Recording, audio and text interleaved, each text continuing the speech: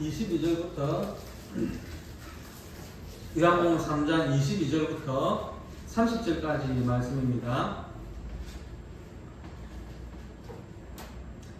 같이 보겠습니다. 그 후에 예수께서 제자들과 유대 땅으로 가서 거기 함께 유하시며 세례를 베푸시더라. 요한도 사전 가까운 에논에서 세례를 베푸니 거기 물이 많으니라. 그러므로 사람들이 와서 세례를 받더라. 요한이 아직 옥에 갇히지 아니하였더라. 이에 요한의 제자 중에서 한 유대인과 더불어 정결례식에 대하여 변론이 되었더니 그들이 요한에게 가서 이르되 랍비여, 선생님과 함께 요단강 저편에 있던 이 곧 선생님이 전문하시던 이가 세례를 베풀매 사람이 다 그에게로 가더이다.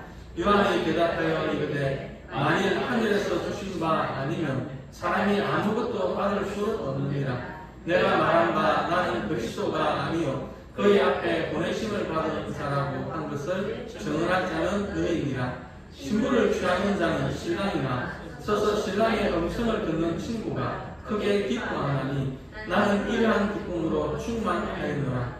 그는 흥하여야 하였고 나는 쉬하여야 하니라. 아멘. 오늘 말씀의 제목은요, 나는 이런 기쁨으로 충만합니다 입니다. 세례 요한의 부모는 사가랴하고 엘리사벳이죠. 양가 부모님이 다 제사장 가문입니다. 이들은 하나님 앞에 의인으로서 흠이 없는 사람들이었습니다. 그런데 이 부부에게는 자식이 없었습니다.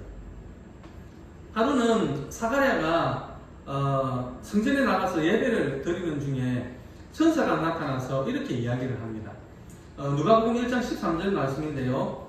천사가 그에게 이르되 사가랴여 무서워하지 말라. 너의 간구함이 들리니시라. 내 아내 엘리사벳이 내게 아들을 낳아 주리니 그 이름을 요한이라 하라. 사가랴가 하나님께 간구함이 응답이 되어가지고 아들을 낳을 것이라는 그 말과 그리고 그 이름을 요한이라고 이렇게 지어 주신 것입니다. 이처럼 세례 요한은 하나님의 뜻 가운데 하나님의 능력으로 태어난 인물입니다. 그리고 누가복음 1장 16절부터 17절까지 보니까 세례 요한이 장차 해야 될 사명도 말씀을 하고 있습니다. 이스라엘 자손을 주 곧 그들의 하나님께로 많이 돌아오게 하였습니다. 그가 또 엘리야의 신령과 능력으로 주 앞에 먼저 와서 아버지의 마음을 자식에게 거스르는 자를 의인의 슬기에 돌아오게 하고 주를 위하여 세운 백성을 준비하리라. 예. 세례 요한의 사명은 이스라엘 백성들을 회개케 하고 하나님께로 돌아오게 하는 것입니다. 그리고 그 뒤에 오실 예수 그리스도의 길을 예비하는 것이라고 말씀을 하고 있습니다. 이러한 사명을 감당할 때에 세례 요한은 엘리야가 지녔던 기질이나 영향력이나 그리고 엘리야가 하나님께 받은 그 능력 같은 것들을 가지고 사역을 하게 될 것이다 라는 말씀입니다. 그래서 예수님께서 세례 요한을 두고 이렇게 이야기를 하죠. 그는 이사야 선지자가 예언했던 인물로 여자가 낳은 자 중에 요한보다 큰 자가 없도다 라고 이렇게 칭찬을 하셨습니다. 누가복음 7장 27절과 28절 말씀인데요. 기록된 바 보라, 내가 내 사자를 내 앞에 보내노니 그가 내 앞에서 내 길을 준비하리라 한 것이 이 사람에 대한 말씀이라. 내가 너희에게 말하노니 여자가 낳은 자 중에 요한보다 큰 자가 없도다. 그러나 하나님의 나라에서는 극히 작은 자라도 그보다 크니라 하시니.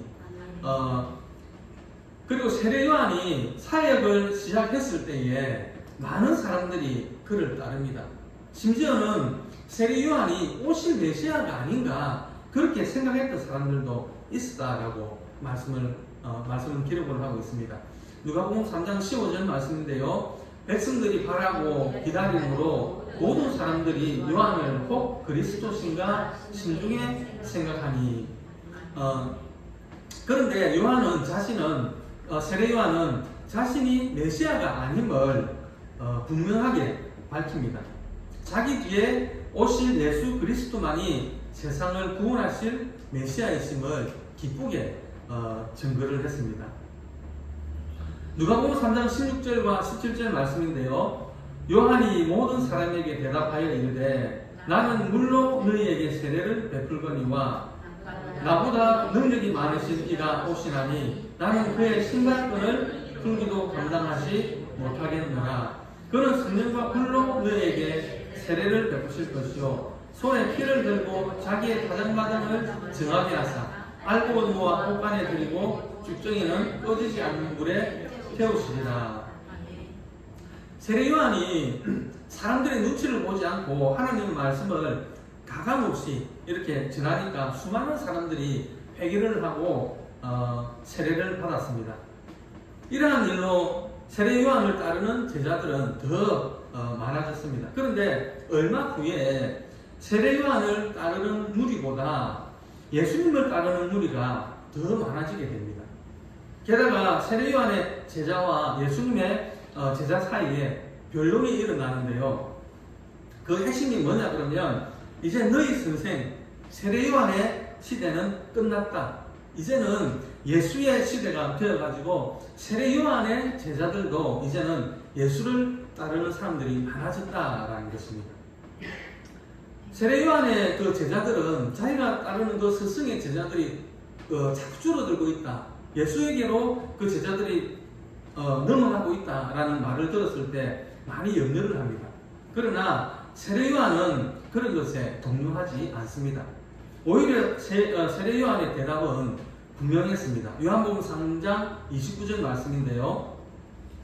같이 한번 보겠습니다. 신부를 취하는 자는 신랑이나 서서 신랑의 음성을 듣는 친구가 크게 기뻐하나니 나는 이러한 기쁨으로 충만하였노라. 이 시대의 역사의 주인공은 신랑 되시는 예수 그리스도시고 자신은 그저 들러리에 불과한 친구로서 그의 음성을 듣는 것만으로도 기쁨이 충만하다라고 말씀을 했습니다. 세례 요한의 사명은 이스라엘 민족과 구세주 예수를 만나게 하는 것입니다. 그리고 신랑이신 예수 그리스도와 신부인 이스라엘 사이에 혼인을 준비하는 것이었습니다. 그 사명이 완성이 되어서 다 끝났을 때 조용히 무대 뒤로 사라지는 것이 그의 기쁨이요 행복이었던 것입니다. 예수는 흥하여야겠고 자기는 쇠하여야 되겠다라는 것입니다. 이것은 질투에서 나온 말이 아니고 자기 사명을 바르게 깨닫고 그 사명을 다하는 데서 오는 충만한 기쁨이었습니다. 참으로 세례 요한은 자신의 삶과 사역의 목적을 분명히 했습니다. 요한복음 3장 29절 30절 말씀 우리 다시 한번 보겠습니다. 신부를 취하는 자는 신랑이나 서서 신랑의 음성을 듣는 신부가 크게 기뻐하나니 나는 이러한 기쁨으로 충만하리라. 그는 흥하여야 하였고 나는 취하여야 하리라. 세례 요한은 자신이 세상에 태어난 목적과 사명 그리고 자신의 기쁨의 본질인 예수는 흥하고 자신은 쇠하는 데 있다는 것을 확실히 한 것입니다. 세례 요한은 예수께서 여자가 낳은 자 중에 요한보다 큰 자가 없다라고 말씀하신 것처럼 위대한 선지자였습니다. 또한 그는 유대의 최고의 그 의회 기관인 산헤드린과 종교 지도자들 그리고 레위인 바리새인들이 인정하는 참된 선지자였습니다. 더 나아가서 이스라엘 백성들은 모두가 하나님께서 보낸 선지자로 그를 인정하고 또 존경하는 인물이었습니다. 그럼에도 불구하고 자신은 예수 그리스도와는 비교할 수 없는 존재임을 분명히 했습니다. 예수님은 하나님의 말씀 그 자체이시고 세례 요한은 말씀이신 예수 그리스도의 길을 예비하는 광야의 소리에 불과했습니다. 소리는 사람들의 주의를 끌 수는 있지만 사람을 가르치고 교훈할 수는 없습니다. 그리고 예수님은 빛이시고 세례 요한은 그냥 등불에 불과했습니다. 그래서 요한복음 1장 8절에 보면 사도 요한이 세례 요한을 가리켜 가지고 그는 빛이 아니요 이 빛에 대하여 증언하러 온 자다라고 말씀을 했던 것입니다. 세례 요한은 요단강을 비롯해서 자신이 사역하는 그 제한된 지역을 비추는 등불이었습니다. 그러나 예수님은 세상의 빛으로 모든 사람에게 비추어서 생명을 얻게 하시는 생명의 빛입니다. 마태복음 4장 13절부터 16절까지 말씀인데요. 같이 보겠습니다. 나사렛을 떠나 스불론과 납달리 지경 해변에 있는 가브나움에 가서 사시니 이는 선지자 이사야를 통하여 하신 말씀을 이루려 하십니다. 이르시되 스불론 땅과 납달리 땅과 요단강 저편 해변길과 이방의 갈릴리여 흑암에 앉은 백성이 큰 빛을 보았고 사망의 땅과 그늘에 앉은 자들에게 빛이 비쳤도다 하였느니라. 예수님도 요한복음 5장 35절에 보면은요, 요한은 켜서 비추이는 등불이라 너희가 한때 그 빛에 즐거이 있기를 원하였거니와 라고 말씀하셨습니다. 등불은 빛을 전할 뿐입니다. 그리고 하나님의 자녀들은 모두가 어두운 세상에 빛을 전하는 사람들입니다. 마태복음 5장 14절부터 16절 말씀입니다. 너희는 세상의 빛이라 산 위에 있는 동네가 숨겨지지 못할 것이요 사람이 등불을 켜서 말 아래 두지 아니하고 등경 위에 두나니 이름으로 집안 모든 사람에게 비치느니라. 이같이 너희 빛이 사람 앞에 비치게 하여 그들로 너희 착한 행실을 보고 하늘에 계신 너희 아버지께 영광을 돌리게 하라. 예. 건물에 들어가 보면 계단 쪽에 그 비상구 그 유도등이라는 것이 있죠. 그것은 평소에는 불이 들어왔는지 안 들어왔는지도 잘 모릅니다. 그런데 비상사태가 발생을 하고 건물에 건물 안에 불이 다 나가버리면, 다 꺼져버리면 작은 그 야간등 하나가 대단한 위력을 발휘하게 되는 것입니다. 우리 그리스도인들은 그런 존재들입니다. 이 세상에 그리스도인 한 사람이 빛이 되어질 때에 큰 변화를 만들어낼 수 있는 것입니다.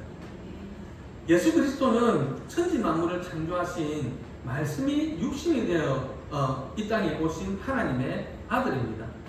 예수 그리스도는 믿음의 등불을 밝히시는 성령 기름을 준비한 신부된 교회의 신랑입니다. 예수 그리스도는 어두운 세상을 생명의 빛으로 비추시는 영원한 빛, 참빛이 되십니다. 세례 요한이 이러한 예수 그리스도를 증거하는 그의 모든 사역의 목표가 바로 그것이었습니다. 그는 흥하여야 하겠고, 이 말씀은요, 온 세상에 말씀이 흥하게 되고 온 세상 사람들이 예수 그리스도의 십자가를 통해서 거룩한 신부들이 되어서 신랑의 기쁨이 충만해지고 생명 없는 세상에 참빛 생명의 빛이 충만해서 온 인류가 구원받게 되는 것을 말하는 것입니다. 종의 임무는 주님이신 예수 그리스도를 점점 더 드러내는 것이고 자신은 드러나지 않게 하는 것입니다. 세례 요한은 예수 그리스도를 흥하게 하는 사명을 받은 하나님의 종이었습니다. 예수가 잘 되는 것은 세상에서 출세하고 성공하는 것이 아니었습니다. 예수가 잘 되는 것은 십자가를 지는 것이었습니다. 십자가를 지심으로 온 인류가 구원을 받을 수 있게 되었기 때문입니다. 하나님의 소원은 온 인류가 구원받는 것입니다. 하나님의 뜻, 하나님의 소원을 이루는 삶이 세상에서 가장 잘 되는 인생이며 예수를 가장 흥하게 하는 것입니다. 여러분은 예수가 잘 되는 것을 삶의 가장 큰 기쁨으로 삼으시기를 바랍니다. 비록 사람들에게 멸시를 받거나 심지어는 쇠하여 질지라도 오직 예수만 잘 되면 그것으로 기쁨이 충만한 성도가 되시기를 바랍니다. 예수 그리스도가 잘 되는 것은 많은 사람들이 예수를 믿고 구원받는 것입니다. 이를 가장 기뻐하는 성도 여러분이